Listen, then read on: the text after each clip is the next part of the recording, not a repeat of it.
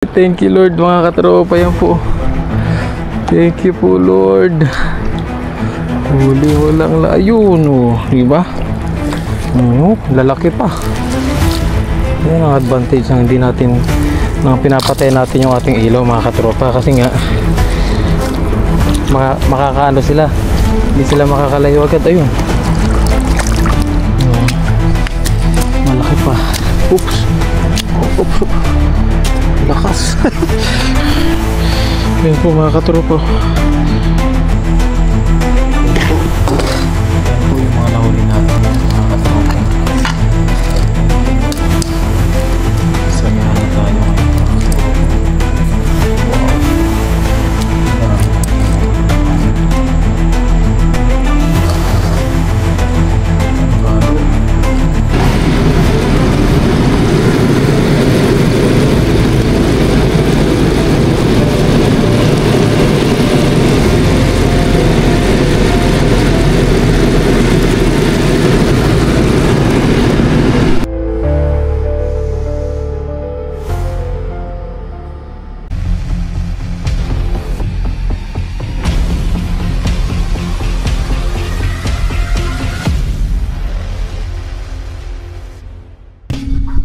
Good morning po mga katropa. Kape po tayo. Laki ng ating kapehan. Naiwan natin dun sa loob yung ating baso. Kaya ano. Good morning Paps. Kape tayo. Yeah. Papasok na po si Papa rin. Yes. Okay. Tayo ay mamaya na tayo pumasok alas 8. Para ano po, bilad po muna natin to.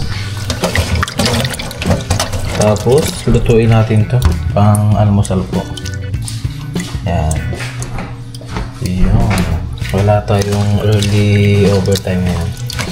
Yan. Ayusin ko lang po muna to. Tapos bilad po natin to mga katropa. Ayun po mga katropa. Ayos na po.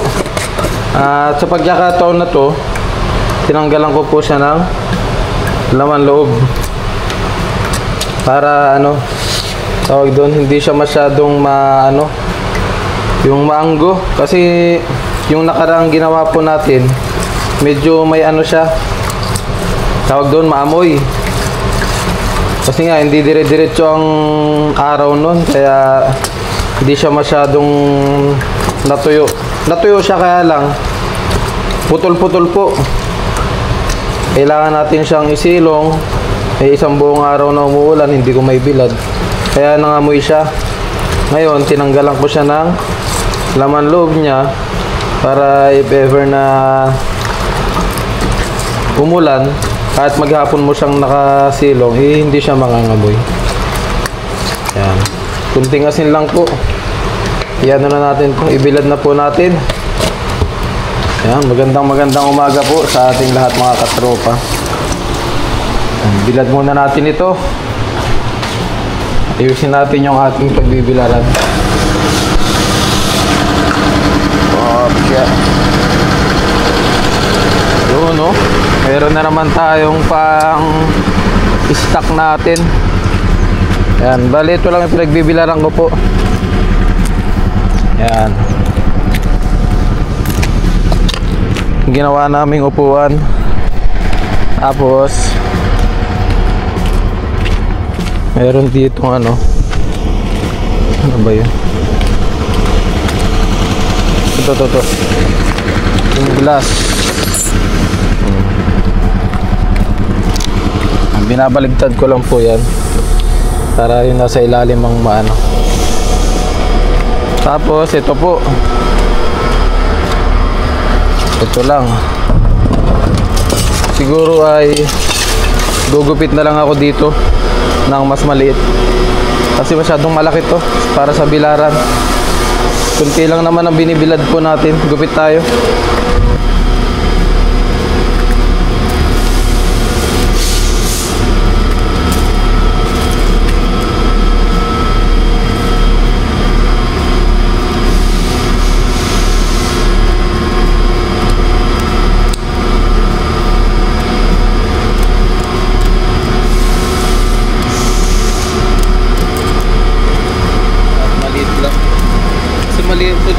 po yung ating naibibilad ngayon. Para hindi masyadong hassle kapag umulan po kasi sinisilong ko siya. Medyo hassle po yung pagsisilong. Kasi ang laki nito. Okay na po to. Punto na lang natin.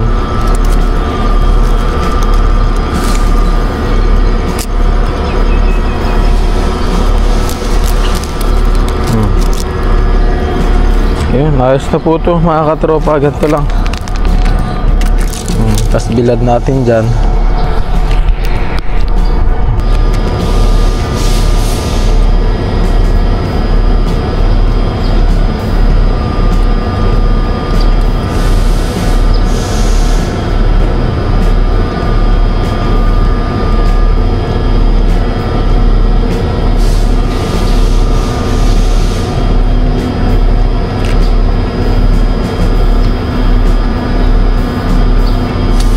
Tama to mga katropa. Nakapag-ipon tayo ng ating daig. Kahit pa unti-unti nakapag-ipon tayo. Yan po.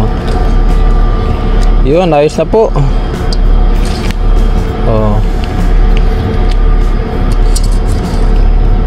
Ayos na mga katropa.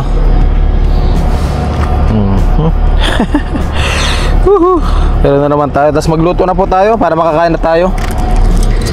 Mataas na yung araw dito. Mabilis mag-umaga po.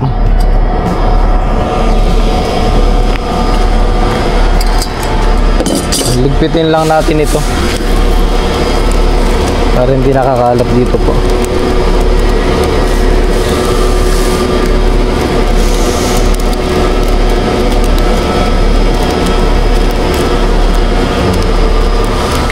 Tapos dito natin lagay.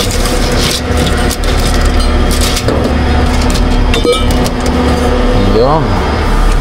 Ngayon naman po ay magluto na tayo ng ating ulam para tayo ay makapasok na. Init. Pasok pa tayo. Let's go. Ito ay gigisa lang naman po natin mga katropa. Dahil wala tayong wala tayong butter. Gisa lang natin. Lagyan natin siya ng oyster sauce. Okay na po. Let's go. Ayusin po muna natin. Prepare po muna natin yung ating lulutuin.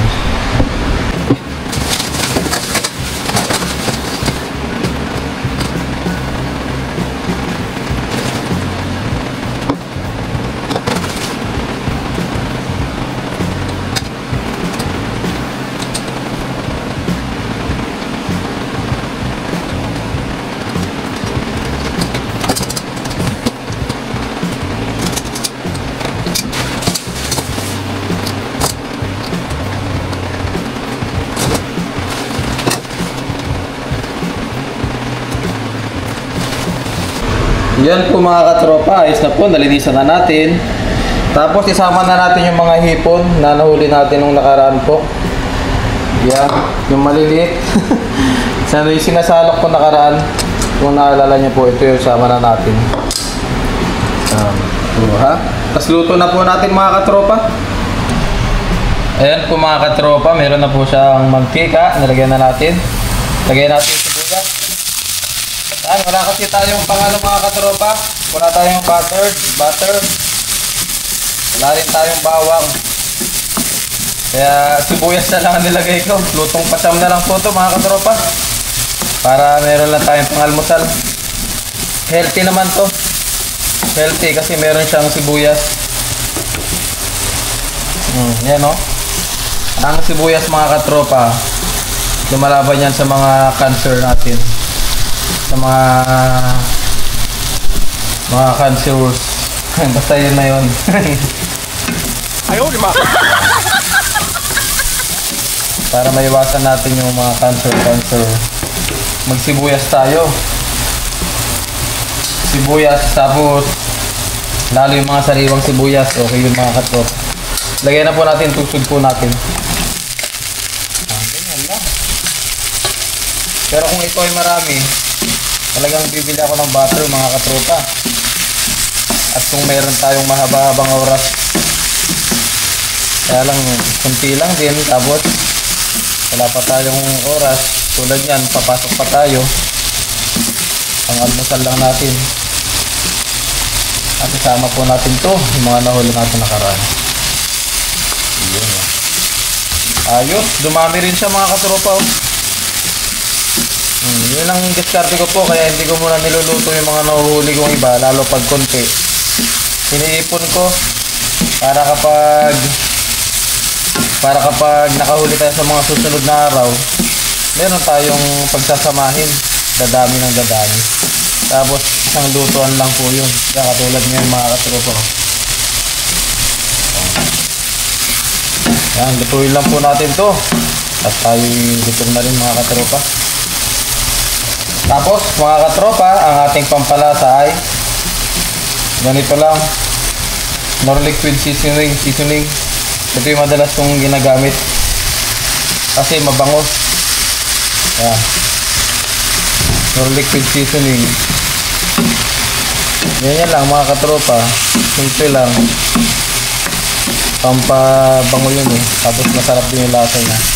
Tapos pwede rin tayo maglagay pa ng ganito, mushroom, yan o, vegetarian mushroom, oyster sauce. Pwede rin natin lagyan ng ganyan. Ayos na, kunti lang.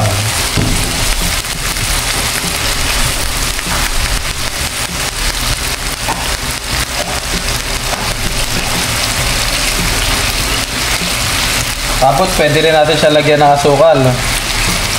Kunting asukal lang. O. Yan, okay na po yan.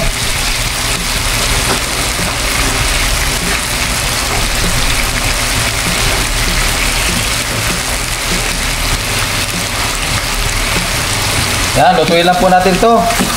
Tapos kain po tayo nang makapag-almusal na si Kellogg's TV. Lutuin muna natin.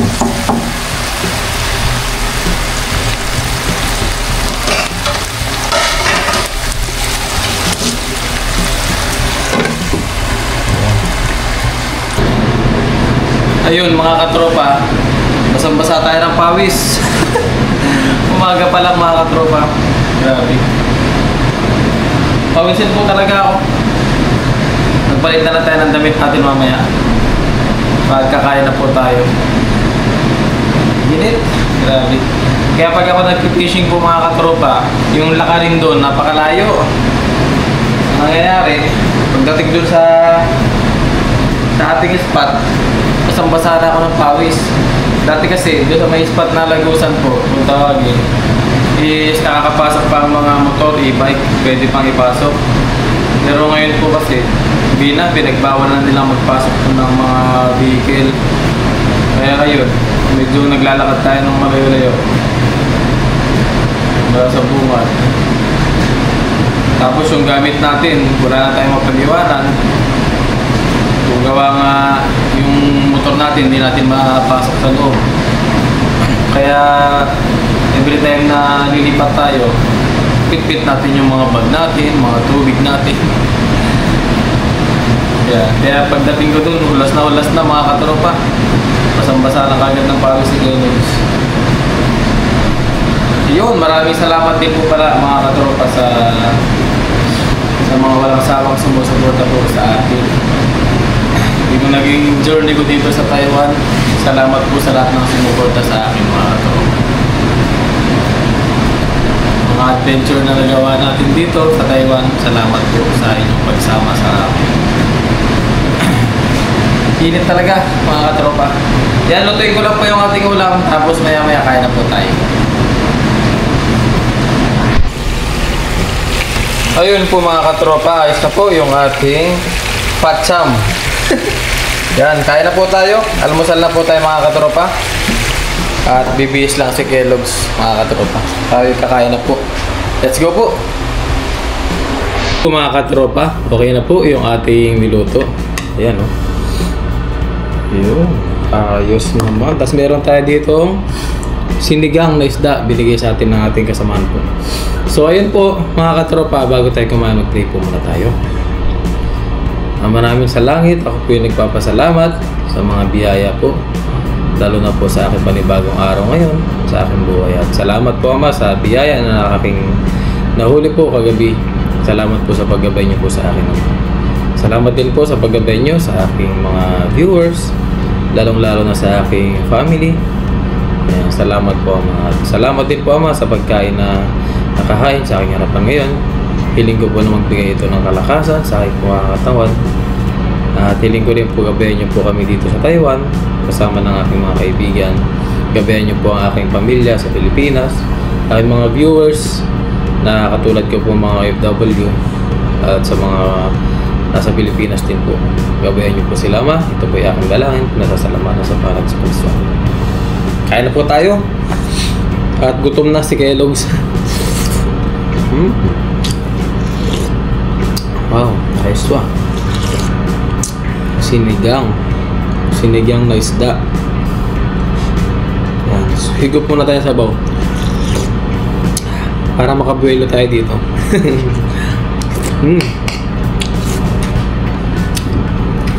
Kain po mga katropa. Wow, mga bite size po to.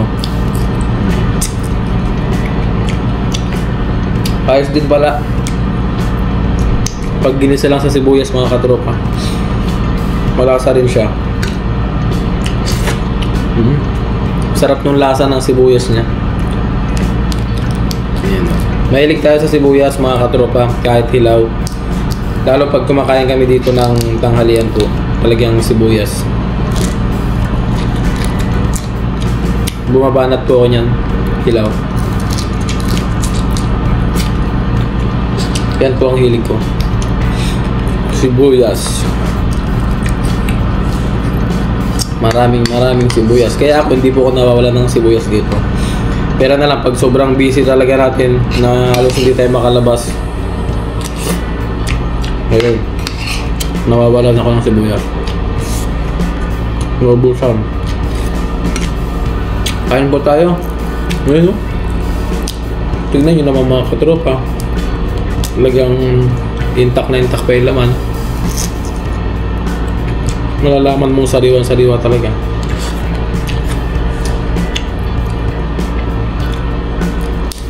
Kain muna ang Kellogg's. Tayo ipapasok pa po. Ayan, shoutout po sa inyo. At shoutout din po pala kay Sir Russell. Sa aming ano po. Ayan, nag-sponsor po siya. Si Sir Russell po, ingat po kayo palagi Sir Russell. Nandito rin po siya sa Taiwan, resident na po siya dito. Thank you po Sir Russell at hindi niyo po kami nakakalimutan dito. Ingat po kayo palagi Sir Russell. Yan, kain po tayo. Yan, yung shoutout po natin sa pangmaramihan mga katropa sa susunod na lang po. Si Sir Russell po kasi ginamusta ko lang dito. Hindi kasi natin siya madalas na nasa shoutout, gawa nga madalang din po siya nagko-comment. Pero madalas po siyang nanonood sa atin. Kaya shoutout po Sir Russell. Kain na tayo. Grabe naman mga katropa. Solid.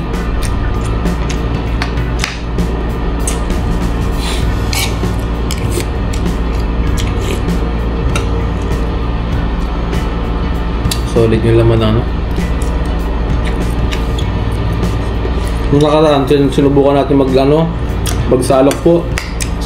Kaya lang, medyo mahirap-hirap din po pala magsalok. Kasi napapansin mo, pag naghahagis ka, ang daming mga hipon na malalaki.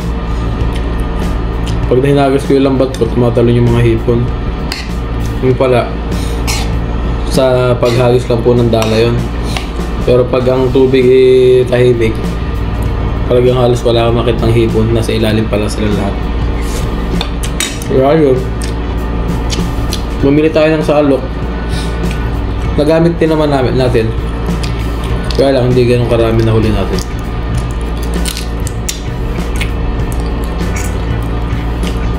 Hindi tulad kagabi.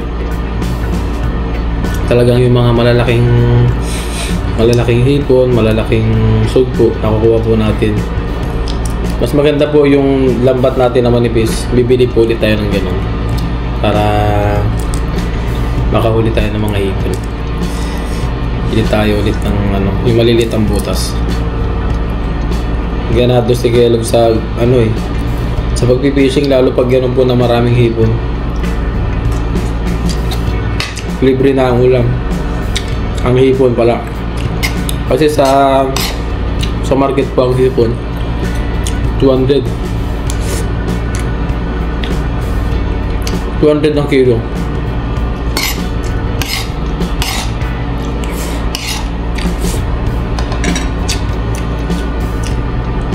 Sariwa po yun. Pero pag yung tumagal na doon sa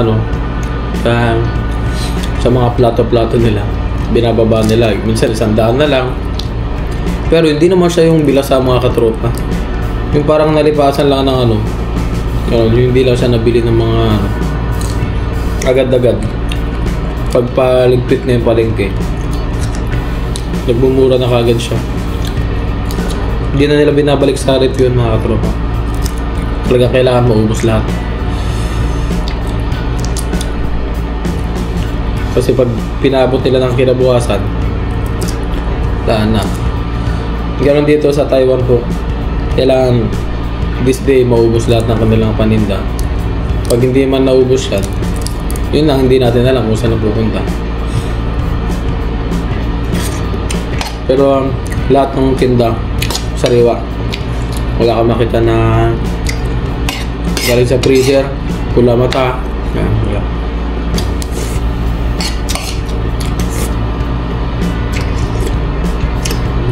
Ayos itong sinigang na to. Sarap.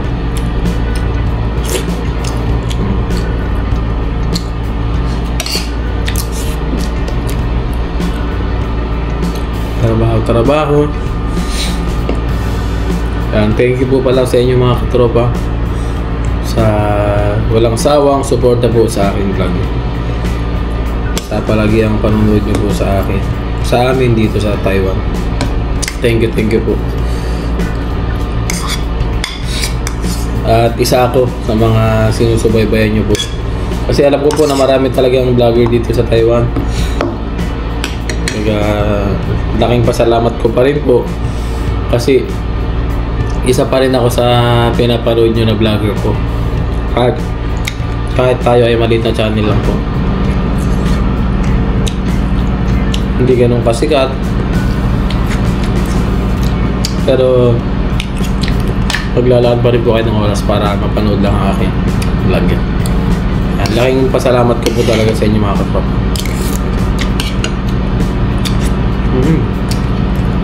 Gusto sarap ng mga maliliit.